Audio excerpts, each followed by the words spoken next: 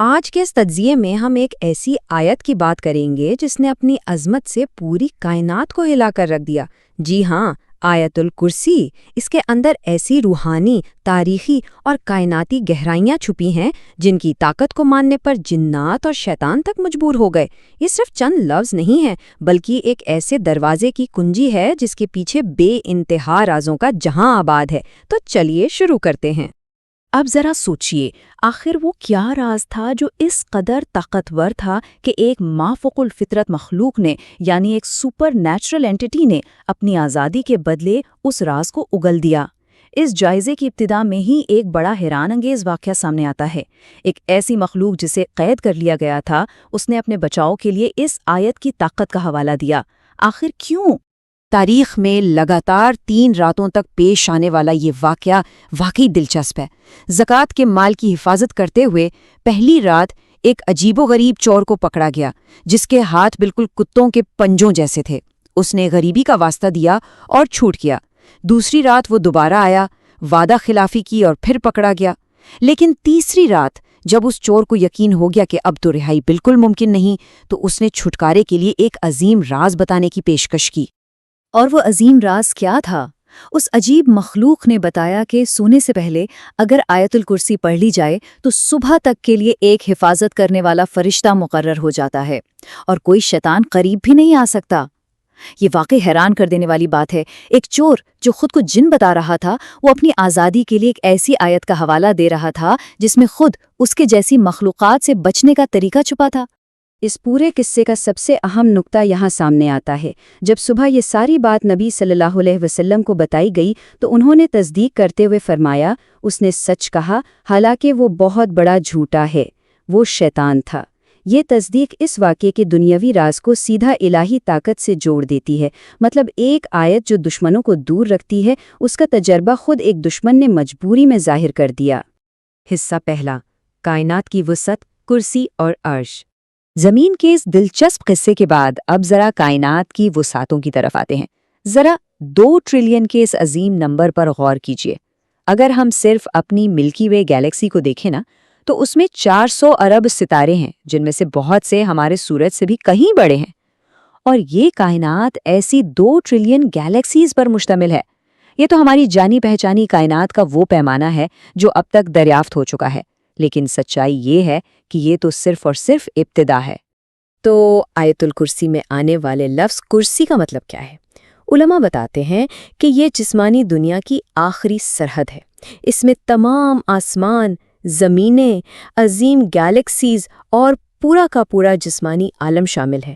یعنی جو 2 trillion galaxies کا ہم نے ابھی ذکر کیا نا، وہ اس کرسی کی سرحد کے آگے بہت ہی معمولی ہے۔ کرسی اصل میں اس الہی علم اور جسمانی دنیا پر مطلق حکومت کو ظاہر کرتی ہے۔ اس کو ایک مثال سے سمجھتے ہیں۔ 7 آسمان اور یہ پوری دریافت شدہ کائنات کرسی کے مقابلے میں ایسی ہے جیسے کسی بہت بڑے، وسیع و عریض صحرا میں ایک چھوٹی سی انگوٹھی پھینک دی گئی ہو۔ سوچئے ذرا، ہماری دریافت کردہ بڑی سے بڑی کائنات کرسی کی وسعت کے سامنے ایک ذرے کی بھی حیثیت نہیں رکھتی۔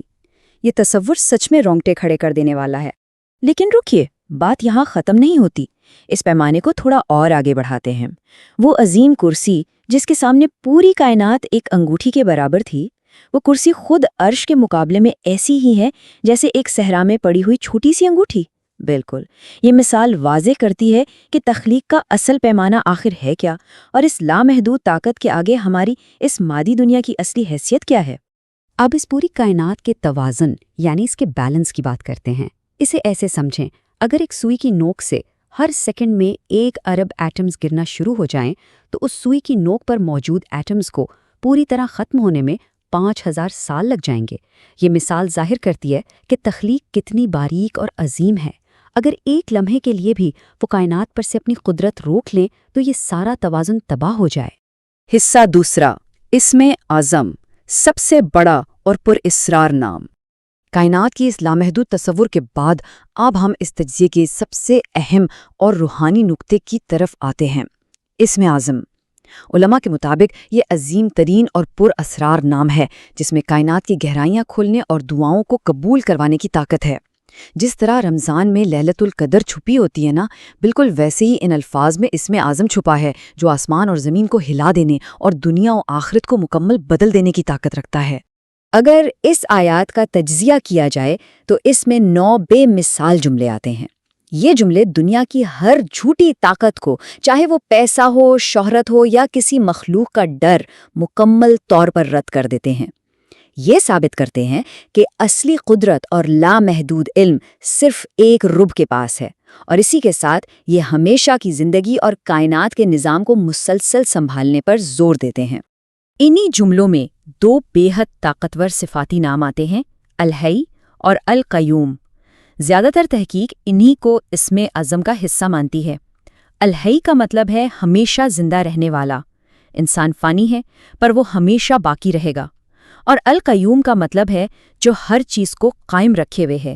زمین گھوم رہی ہے، دل دھڑک رہے ہیں، سانسیں چل رہی ہیں، یہ سب القیوم کی ہی بدولت ہر سیکنڈ ایک مکمل توازن میں برقرار ہیں۔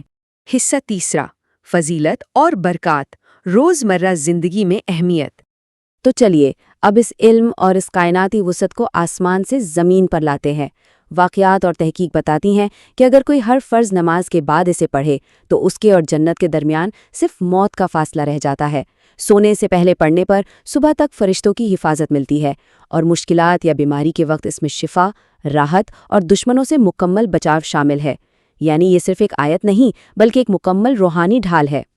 اس سفر کے آخری حصے میں اس عظیم سوال پر غور کرنا لازمی ہے۔ جب ہماری یہ پوری دنیا اس عظیم کرسی کے سامنے ایک ذرے سے بھی کم ہے، تو پھر اس دنیا کی دولت، اس کی طاقتیں یا اس کے مسائل کسی کے دل پر خوف یا دبدبہ کیسے پیدا کر سکتے ہیں؟ جس رب کا توازن اتنا قوی اور جس کا علم اتنا وسیع ہے، وہ ہر دعا سننے اور حفاظت کرنے پر قادر ہے۔